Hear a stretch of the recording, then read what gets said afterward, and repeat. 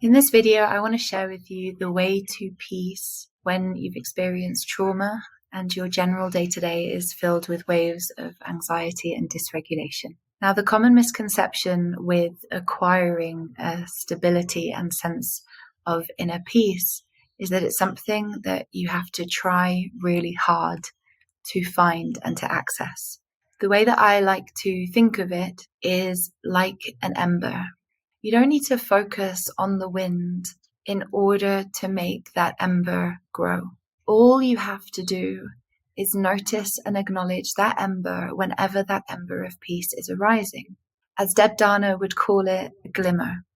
So it's something in your environment or an experience within where you feel a sense of neutrality and okayness, nourishment, joy, stability, confidence. And that is that ember. So all you have to do is to know that it's there and blow on it. By blowing on it, what you are doing is you are allowing it to catch fire. You're not looking at the ember wishing that it was a blizzard. You're not looking at the ember noticing the difference in size between that tiny little flicker and the fire that it can become. In order to have that ember grow into a flame that burns all through the night, if you try too hard to blow on an ember, you blow it out. You create a relationship with this inner peace, with this little tiny ember. And you know what you need to protect, so the boundaries around it so that the storm isn't going to put out the fire. And you create a relationship with that ember, with that flicker of peace, to the extent that it is here. So you're not trying and pushing and fighting. The more you do that, the less you're going to be cultivating the sense of peace, because the more you're in a state of stress, you're feeling a sense of tension in not being where you want to be and feeling how you want to feel. Instead, what you're doing is acknowledging and appreciating the resonance of peace that is there within you, or confidence, or joy, or stability.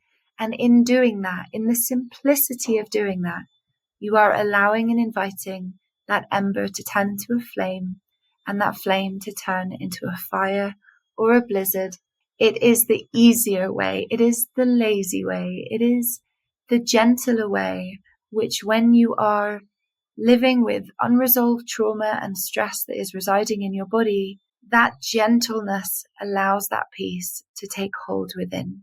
When you are trying, when you are fighting, and when you are creating more tension to get to where you want to be from where you are, you're actually getting further away. And I know that that desire is so strong. And I know that that will to be where you want to be and feel how you want to feel is so mighty and so great.